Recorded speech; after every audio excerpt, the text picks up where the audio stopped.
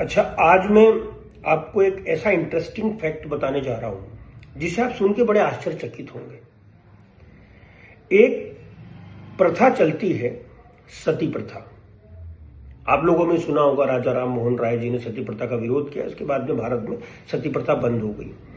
तो हमारे यहां पुरानी चीजें, ये है मिसकम्युनिकेशन, गलत संचार। किस चीजों का क्या लॉजिक था और आते आते वो चीजें बदल जाती हैं। अगर मान लो आप 100 लोग हैं, एक व्यक्ति के कान में आप कुछ शब्द कहो, तो जब और सब लोगों को बोलो कि दूसरों के कान में वो शब्द कहें, तो जो 100वें व्यक्ति तक जो शब्द पहुंचता है उसका अर्थ इस अर्थ से अलग हो जाता है। तो यही हमारे संस्कृति और हमारे साथ हुआ। इसका एक मैं आपको उदाहरण देता हूं। सब लोग जानते हैं कि सती कौन थी। सती जो है माता पार्वती का रूप है, जो राजा दक्ष की, प्रजापति दक्ष की बेटी थी। अब प्रजापति दक्ष ने पति का अपमान किया था, पति को उस यज्ञ में बुलाया नहीं था और सबको निमंत्रण दिया था। उन्होंने पति का अपमान होते देख उस यज्ञ में जाकर के आहुति दे दी थी। तो ये आहुति कभी भी पति के मरने के बाद नहीं थी। शिवजी तो नहीं मरे, शिवजी तो वहीं थे।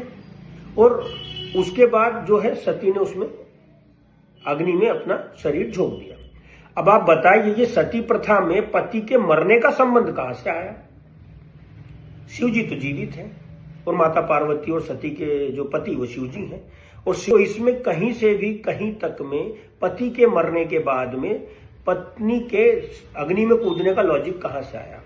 ये लॉजिक मैं बताता हूं। आप रानी पद्मावती का जोहर देखिए। उन्होंने आक्रांताओं से, आताताइयों से, और खासकर जो ये ताइयों से बचने के लिए लोगों ने, जब उनके पतियों को बंदी बना लिया जाता था, मार दिया जाता था, तो उन आताताइयों और आक्रांताओं से बचने के लिए महिलाएं अपनी इज्जत बचाने के लिए और इन सब चीजों के लिए अग्नि में जो है कूद जाती थी, ताकि उन दुराचारियों और आताताइयों और आक्रांताओं के हाथ न लग सके। तो ये जोहर कहलाता था। अब आप सोचिए, ये जोहर किसी मजबूरीवश किया गया था। पता नहीं कैसे, किस भ्रम में, किस गलत तरीके से ये कम्युनिकेशंस किया गया है कि जो है पति के मर जाने के बाद में पत्नी जो है वो उसकी अग्नि की चिता में लेट जाएगी। आप मुझे एक उदाहरण बताइए, जो ये प्रथा चल के आई है वो सती से आई है। कभी भी ऐसा कृत्य पति की मृत्यु के बाद सती जी ने किया है? तो मुझे ये समझ में नहीं आता कि ये गलत कम्युनिकेशन कैसे अभी तक हावी हो रहा है।